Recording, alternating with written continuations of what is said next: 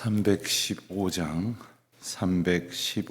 찬송 부르심으로 새벽 기도를 시작하겠습니다.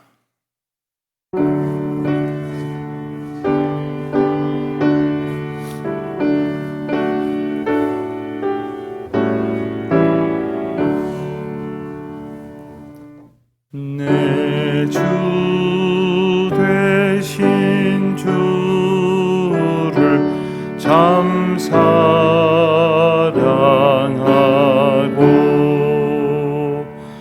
곧 그에게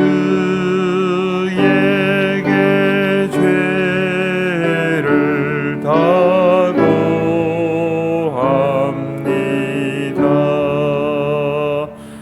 그는 은혜를 주신 내 예수시니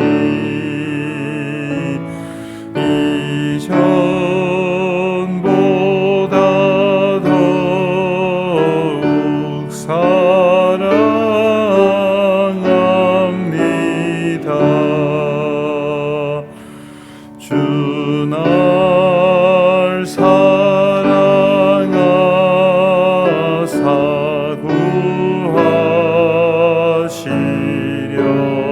구하시려고 저 십자가 고난 당하셨도다. 그가 시관 쓰신 내 주 배우니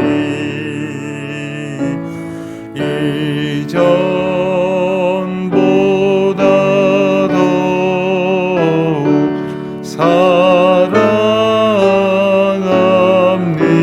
사랑합니다. 내 평생에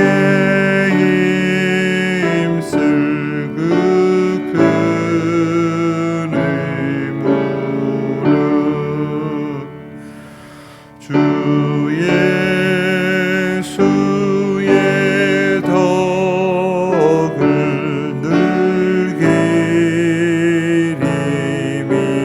늘기림이다. 숨질 때까지 내 할 말씀은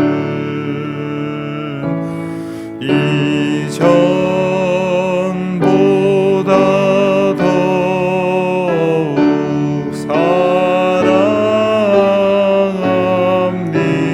사랑합니다. 그 영광의 나라 나 들어가서 그 풍성한 은혜를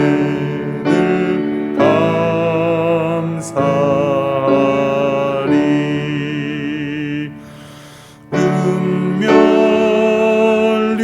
은멸류관 쓰고 내 찬송할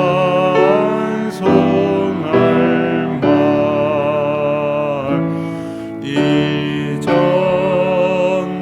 이전보다 더욱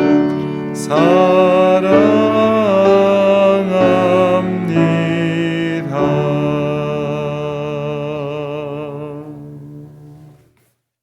하나님 아버지, 주님의 은혜를 감사드립니다.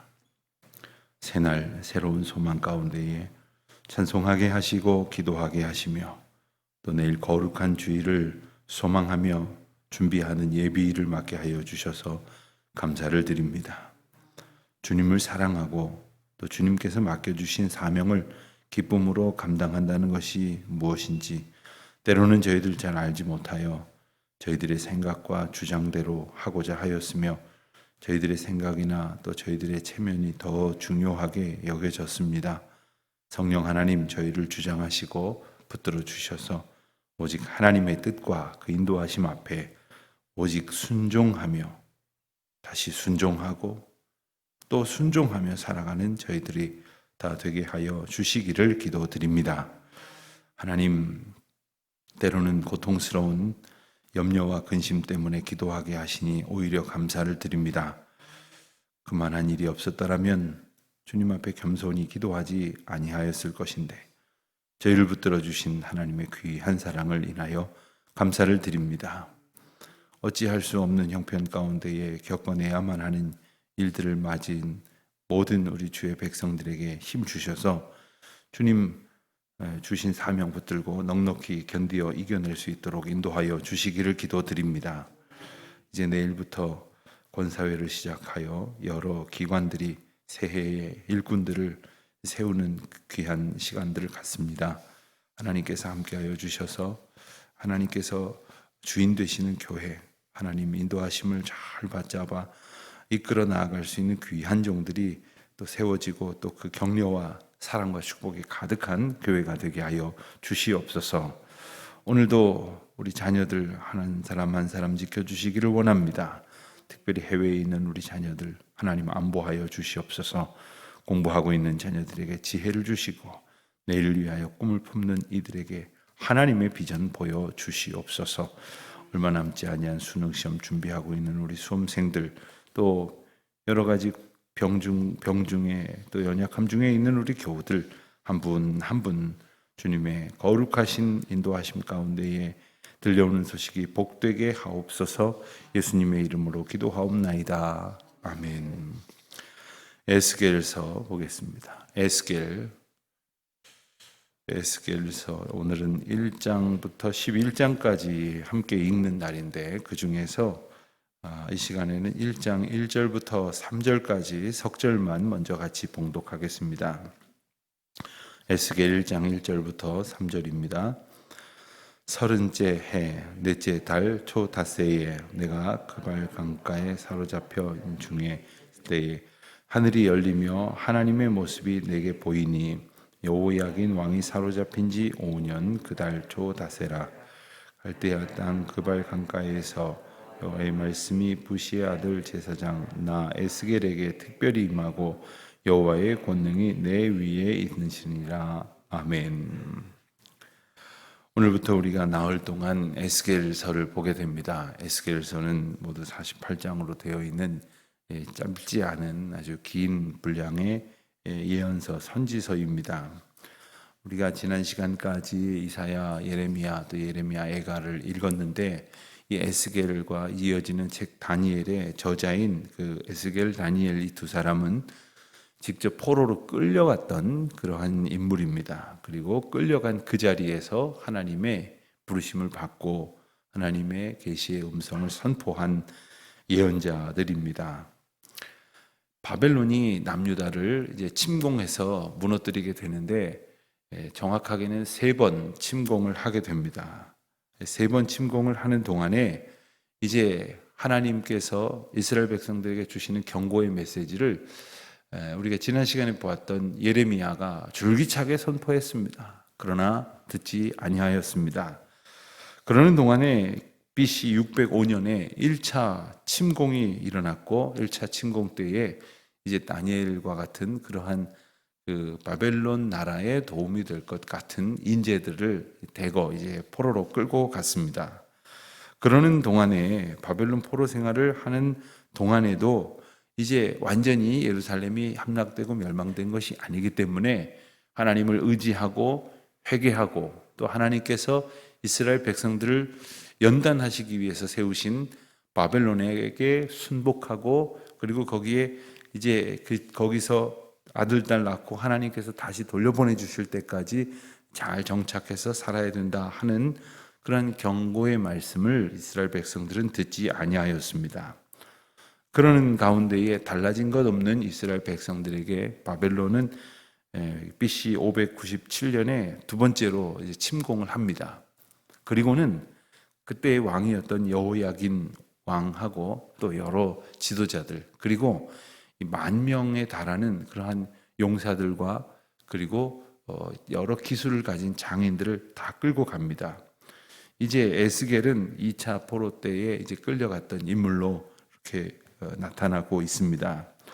그래서 이스라엘 백성들이 완전히 진짜 아직은 다 함락이 되었다고 말하지 않지만 군대들 화해되고 그리고 백성들의 지도자들도 다 끌려가고 또 내일을 이끌어갈 그러한 유망한 그러한 엘리트들도 다 포로로 끌려가 버린 그런 신세가 되고 말았습니다. 오늘 말씀에서 2절에서 읽은 것처럼 여호야긴 왕이 사로잡힌 지 5년, 그러니까 2차 포로로 끌려간 이들이 그곳에 사로잡힌 지 5년째, 역시 에스겔도 포로가 된 지 5년째에 제사장이었던 그를 하나님께서 부르십니다. 3절에 읽은 것처럼 부시의 아들 제사장 나 에스겔은 하고 이제 본인이 부름을 받은 이야기가 이제 나옵니다. 이 에스겔서는 특징 가운데 하나가 뭐냐면 책 전체가 1인칭으로 쓰여져 있습니다. 그러니까 내가, 나, 에스겔이 이러면서 쭉 진술을 해 갑니다. 3인칭적인 시점도 없고 또 혹은 인칭이 적시되지 않은 부분도 거의 없습니다. 전체가 1인칭이라고 하는 그 특징이 있고 그리고 책 전체가 정확한 연대 기록을 기반으로 해서 이렇게 쓰여져 갑니다. 그러니까 이 일이 언제쯤 일어났을까가 궁금할 때쯤 되면 한 번씩 이렇게 언제 어느 때에 그리고 아주 구체적인 정황을 사실적으로 묘사를 합니다. 에스겔이 아주 작정을 하고 때를 따라서 이것을 잘 기록해 놓은 것을 우리가 알 수 있습니다. 책 전체에 걸쳐서는 13번이나 그 시점이 적시되어져 있기도 합니다. 에스겔이라는 이름의 뜻은 하나님이 강하게 하신다 하는 뜻입니다. 하나님께서 다 망가져버린 이스라엘 백성들을 에스겔 선지자를 통해서 강하게 하시겠다는 뜻입니다.